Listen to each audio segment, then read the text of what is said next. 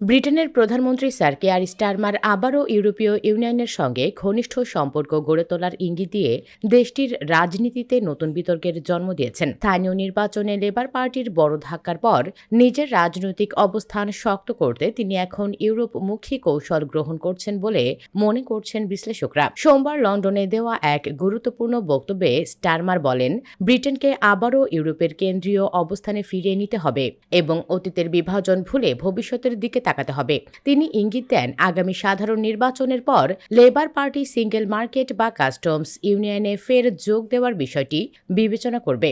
নিজের ভবিষ্যৎ পরিকল্পনা তুলে ধরে স্টারমার বলেন, তার সরকার ইউরোপীয় ইউনিয়নের সঙ্গে নতুন সম্পর্ক গড়ে তুলতে চায়। তিনি একটি বড় ধরনের ইউথ মোবিলিটি স্কিম চালুর প্রস্তাব দেন, যার মাধ্যমে ব্রিটিশ তরুণরা ইউরোপে গিয়ে কাজ, পড়াশোনা ও বসবাসের সুযোগ পাবে।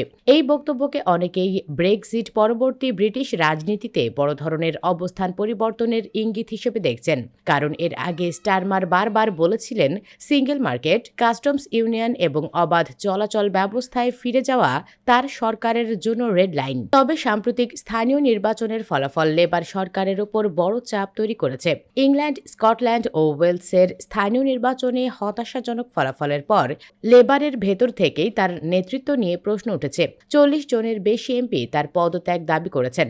লন্ডনে দেওয়া বক্তব্যে স্টারমার স্বীকার করেন তার সরকার কিছু ভুল করেছে, তবে তিনি দাবি করেন বড় রাজনৈতিক সিদ্ধান্তগুলো সঠিক ছিল এবং তিনি এখনও পরবর্তী সাধারণ নির্বাচন পর্যন্ত নেতৃত্ব দিতে চান। তিনি বলেন, আমি দায়িত্ব এড়িয়ে যাচ্ছি না।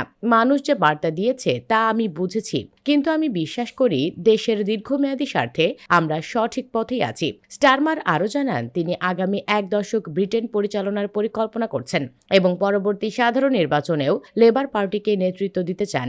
এ সময় তিনি রিফর্ম ইউকের নেতা নাইজেল ফারাজকে কড়া ভাষায় আক্রমণ করেন। স্টারমারের ভাষায়, ফারাজ ব্রেক্সিট নিয়ে মানুষকে ভুল স্বপ্ন দেখিয়েছিলেন। তিনি বলেন, ফারাজ বলেছিলেন ব্রেক্সিট ব্রিটেনকে আরও সমৃদ্ধ করবে, কিন্তু বাস্তবে দেশ আরও ক্ষতিগ্রস্ত হয়েছে।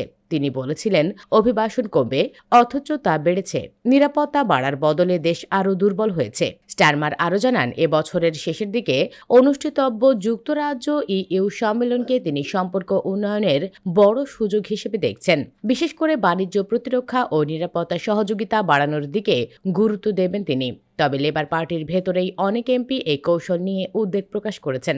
বিশেষ করে উত্তর ইংল্যান্ডের তথাকথিত রেড ওয়াল এলাকার এমপিরা মনে করছেন আবার ইইউ বিতর্ক সামনে আনা রাজনৈতিকভাবে ঝুঁকিপূর্ণ হতে পারে। এদিকে স্থানীয় নির্বাচনে রিফর্ম ইউকের বড় সাফল্যও লেবারের উদ্বেগ আরও বাড়িয়ে দিয়েছে। বার্নসলি, ওয়েকফিল্ড, সান্ডারল্যান্ড ও গেট সহ বহু এলাকায় দলটি শক্ত অবস্থান তৈরি করেছে। নাইজেল ফারাজ দাবি করেছেন, লেবার সরকারের ইউরোপমুখী অবস্থানের কারণেই অনেক ভোটার রিফর্ম ইউকের দিকে ঝুঁকছেন।